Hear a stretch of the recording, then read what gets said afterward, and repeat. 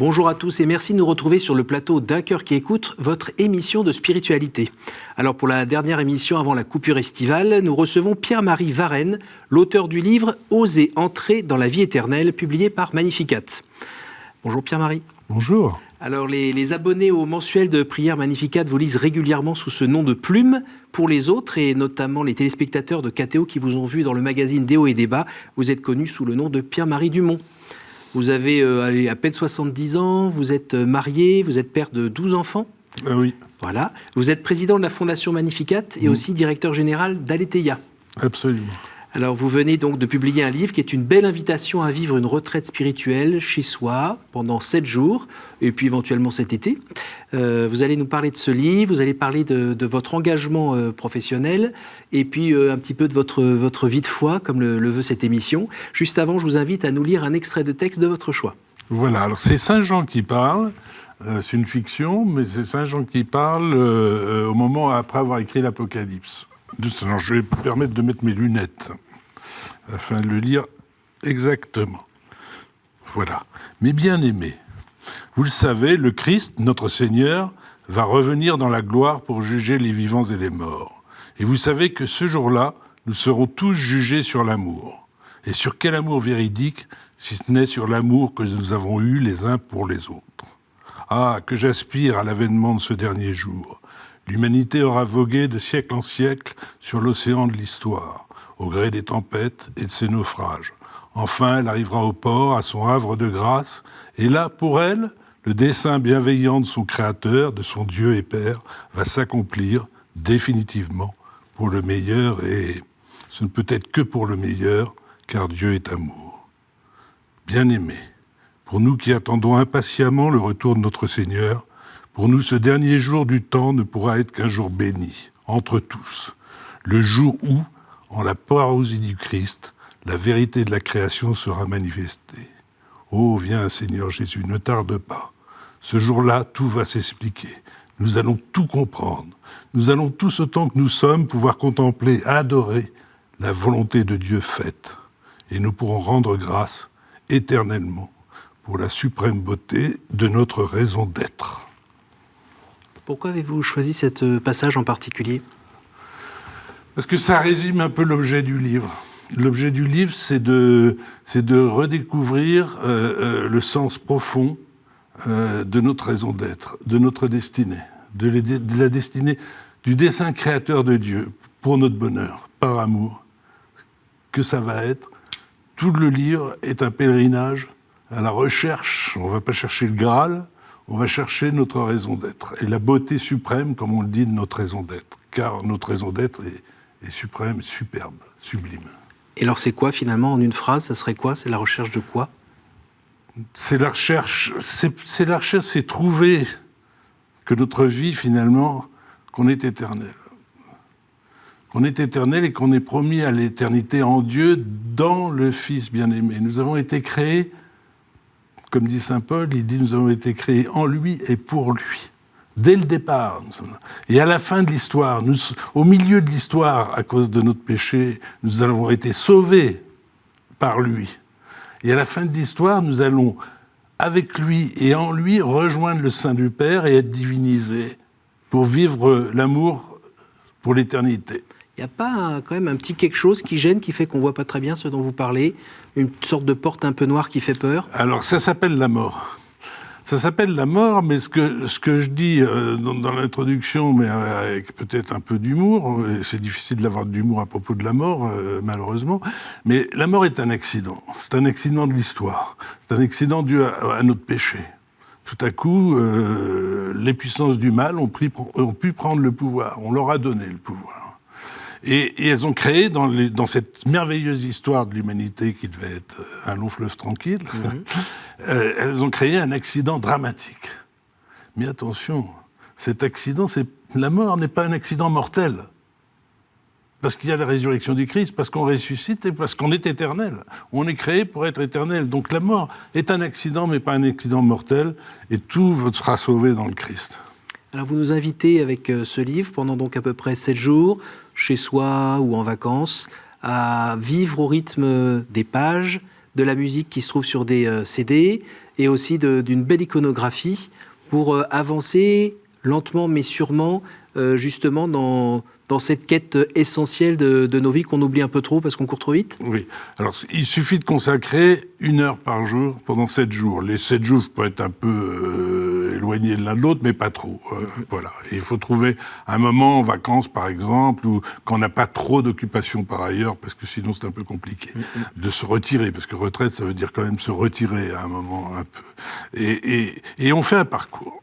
Je compare ça à quelqu'un qui veut aller en haut du Mont Blanc. Il fait un parcours. Donc, il s'astreint à un certain nombre de critères, de disciplines, c'est vrai. Mais en même temps, plus il avance, plus il découvre des choses extraordinaires. Et s'il fait pas ce parcours à pied, s'il crapaille pas un peu, etc., il n'y arrive pas. Et il voit pas. Et personne ne peut lui expliquer ce que c'est que de voir un lever de soleil d'en haut du Mont Blanc. Je peux pas vous le dire. Voilà, faut que je sois un poète extraordinaire. Vous l'avez testé vous-même, ce parcours ? Alors, je l'ai testé, évidemment, et puis je l'ai fait tester, on l'a fait tester, etc. Les gens disent que quand même, ça m'est un peu difficile de le dire, vu que je suis un peu l'auteur du livre, donc mon humilité en souffre beaucoup, mais qu'ils ont un choc. Mais elle en souffre pas trop, mon humilité, parce que les 3/4 du livre, c'est les trésors de la tradition de l'Église et de l'art et de la musique sacrée, etc. Donc c'est ça qui vous amène. Et les gens ont un vrai choc et ils se disent vraiment transformés, mais réellement transformés. Et en plus, ceux qui ont commencé, parce que le livre commence à se vendre, etc., et il y en a qui l'ont donné à des non-croyants, et les non-croyants ont tout à coup une vision. Ils disent, j'ai eu comme une vision. J'imaginais pas que derrière, comme vous dites, l'écran, il y avait tellement de choses à voir. Alors, une petite question, ça fait plusieurs années qu'on vous lit dans Magnificat. On vous voit là arriver avec ce livre.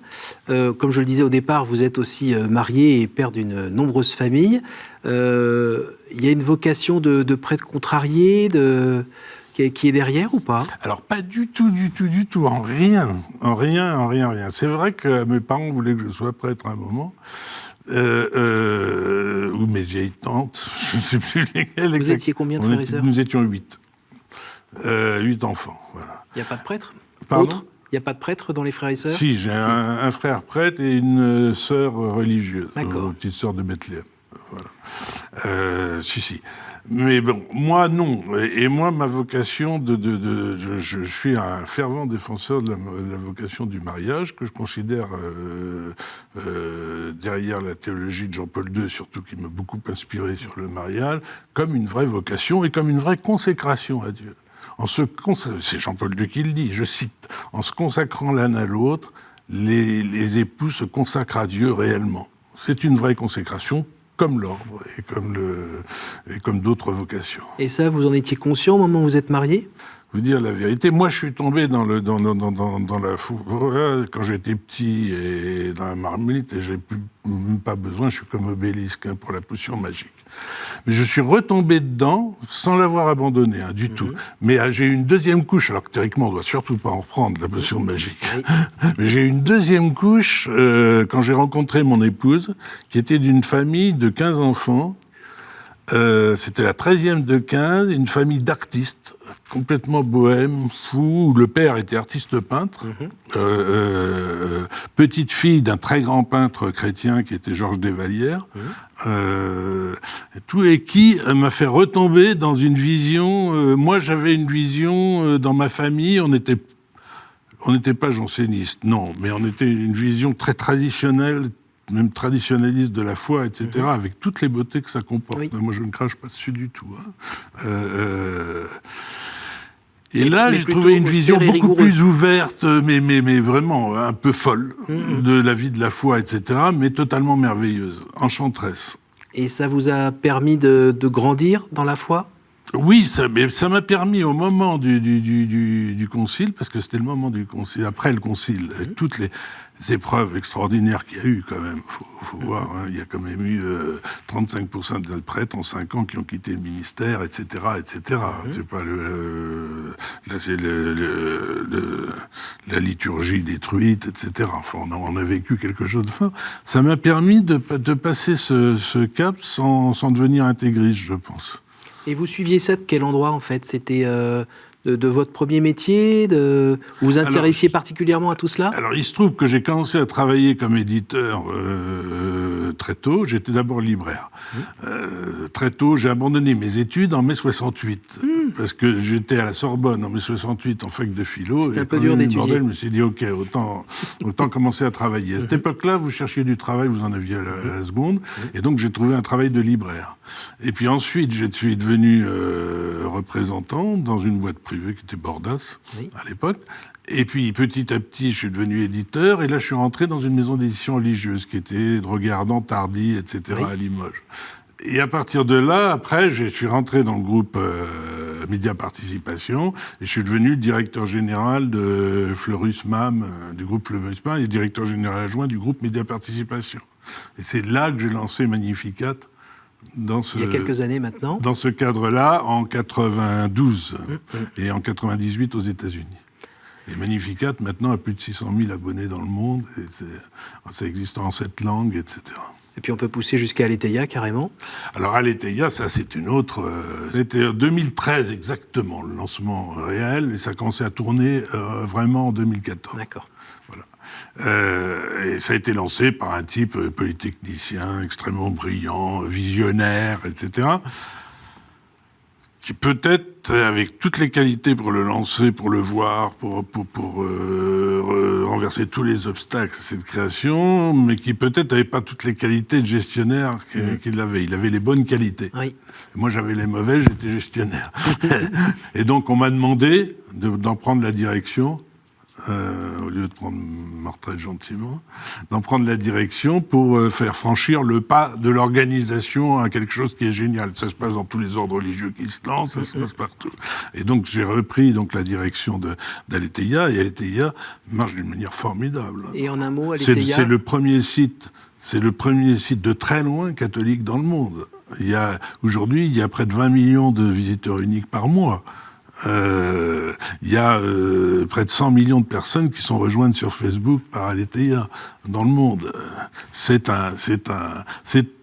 devenu vraiment quelque chose qui compte énormément aujourd'hui dans la mission de l'Église, bien que ce ne soit pas du tout lié à l'Église, ce soit une entreprise de laïcs, c'est ce qu'il y a de mieux. Est-ce qu'on peut dire à un moment que dans votre vie, vous avez eu l'impression d'avoir une rencontre personnelle avec le Seigneur? Ça vous me posez une question qui est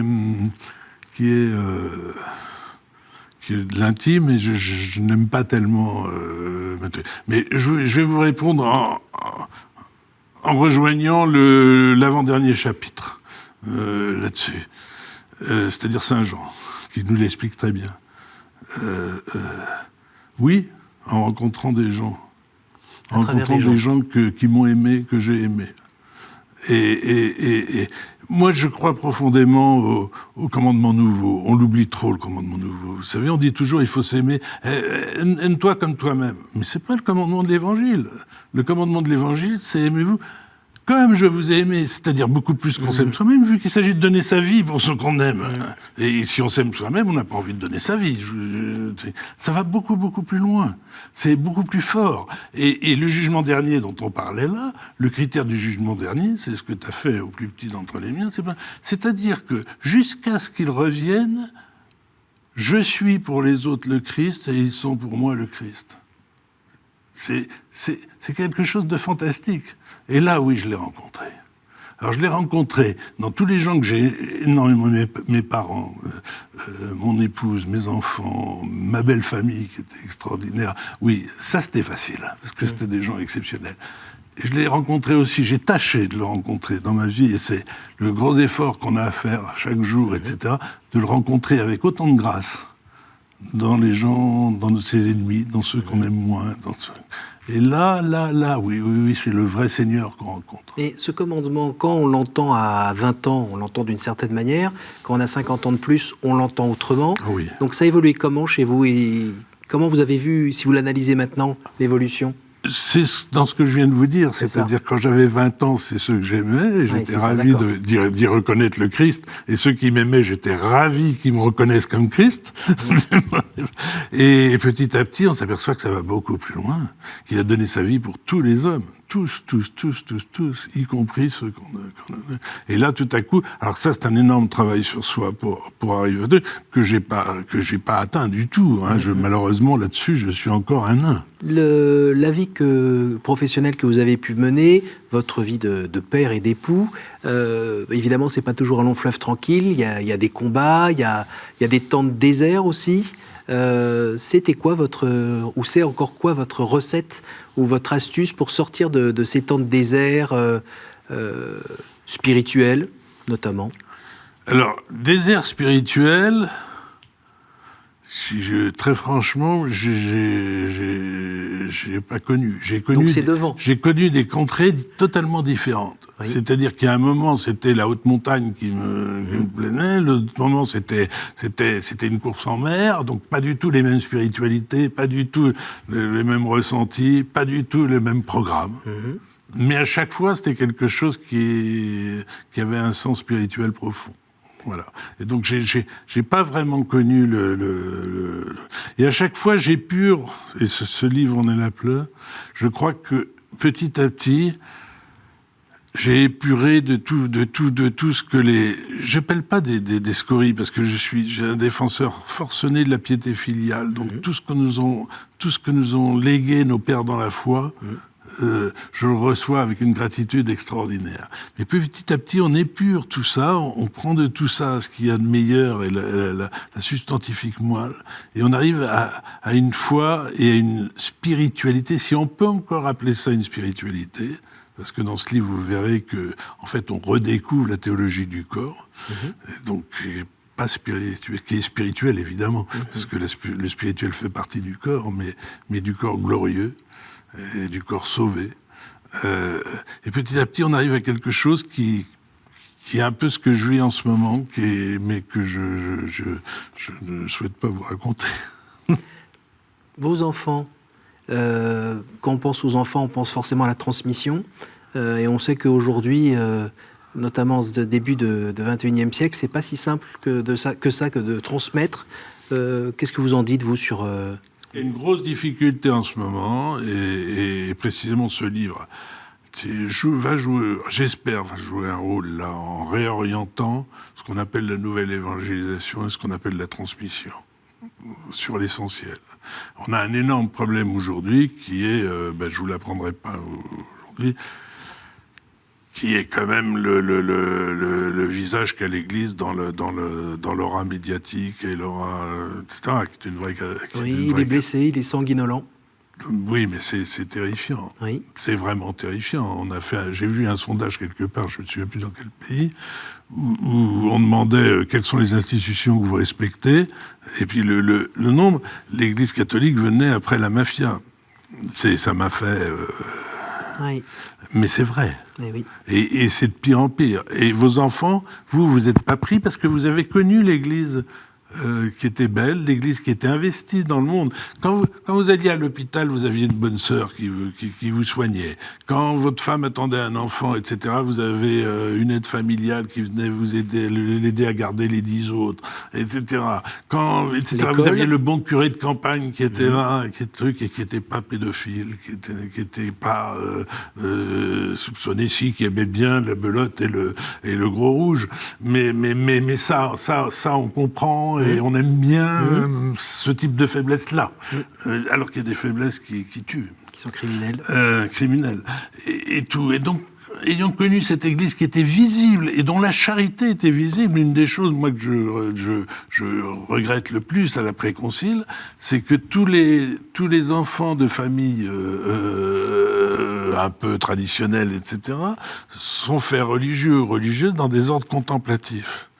Et toute la visibilité de la charité de l'Église, qui la fonde quand même, qui fonde son existence incarnée, ont disparu. Les sœurs dans les hôpitaux, les sœurs enseignantes, les sœurs aides familiales, je peux les citer toutes. Et les hommes aussi. Et ça, moi, je pense que c'est une perte énorme, et que si j'avais une vocation, non, j'ai une vocation au mariage, mais si j'avais des enfants qui aient une vocation à donner leur vie pour les autres. On le donne aussi dans le mariage. Oui. Mais à donner spécialement, à consacrer son célibat, à donner sa vie pour... Eh bien, je pense que je les pousserais à créer un ordre caritatif qui montre la charité vivante de l'Église. Voilà. Qu'est-ce qui fait que vous ne désespérez pas ? Ah, moi, je désespère pas du tout. Tout est sauvé. Hein. Non, mais non, c'est pas ça. C'est pas ça, on fait ensemble. On est chacun, c'est-à-dire un chapitre là-dessus, on est chacun le Christ vivant. S'il y a l'Eucharistie, s'il vient en nous, c'est quoi l'Eucharistie ? C'est le Christ qui vient en nous restaurer notre dimension divine pour le représenter sur Terre et continuer son œuvre. Son œuvre, il est là-haut. Et son œuvre, c'est à nous de la continuer, etc. Non, on est participants, etc. Même si on est moche, blessé, pécheur. Oui, mais bien sûr. Même si on est moche, blessé, pécheur, mais essayons d'être le moins moche possible sur le plan de la beauté qui est celle de Dieu. Essayons d'être les meilleurs possibles sur le plan de la bonté qui est celle de Dieu. Et essayons d'être le plus vrai possible dans la vérité qui est celle de Dieu. Quand même. Quand même, parce qu'on est... Quand même, on chantait dans les chants nouveaux qui m'exaspéraient, mais qui étaient souvent très beaux dans les paroles. Montre-nous ton visage, qu'avez-vous fait de lui ? Ouais, mais oui, qu'est-ce qu'on a fait de son visage ? On est son visage pour tous les autres. Qu'est-ce qu'on a fait de lui ? Et il ne va pas faire un miracle pour convertir le monde. C'est nous, en reconstruisant sa vraie présence au monde, à travers nos vies, qui allons faire le miracle. Dites-moi, Jésus, pour vous, aujourd'hui, c'est qui ?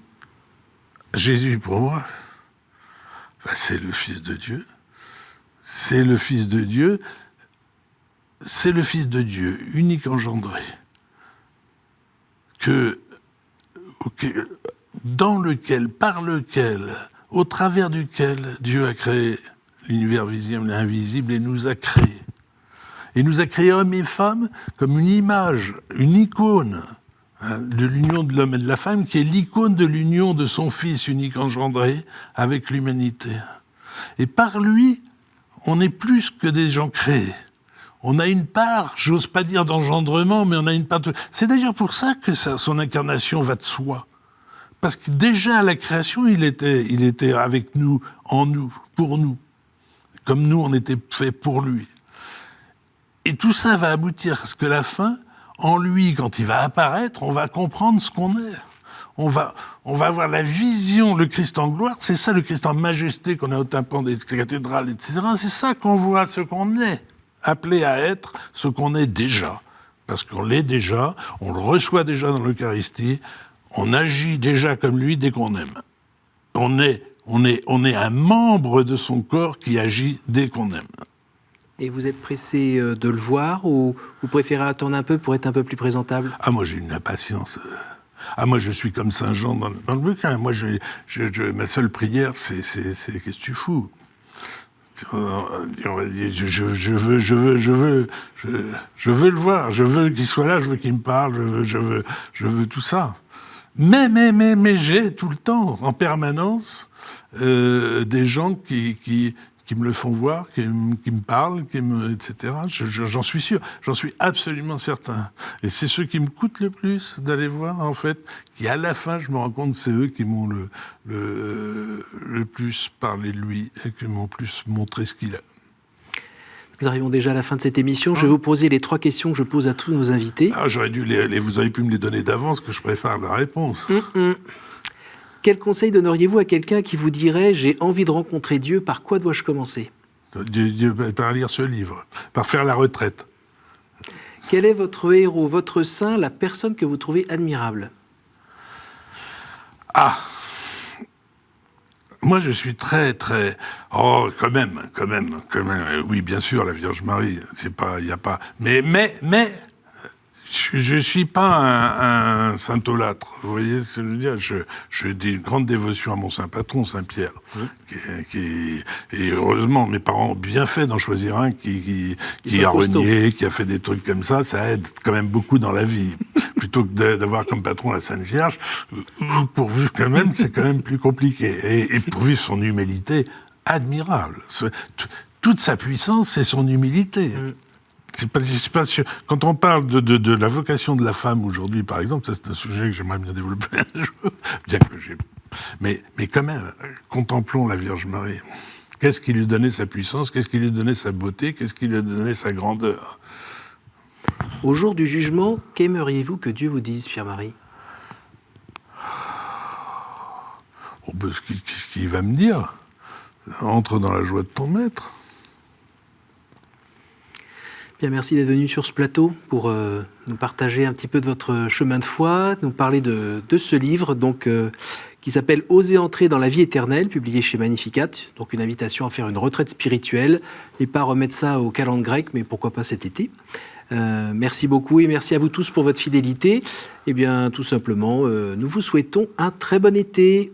On se revoit en septembre.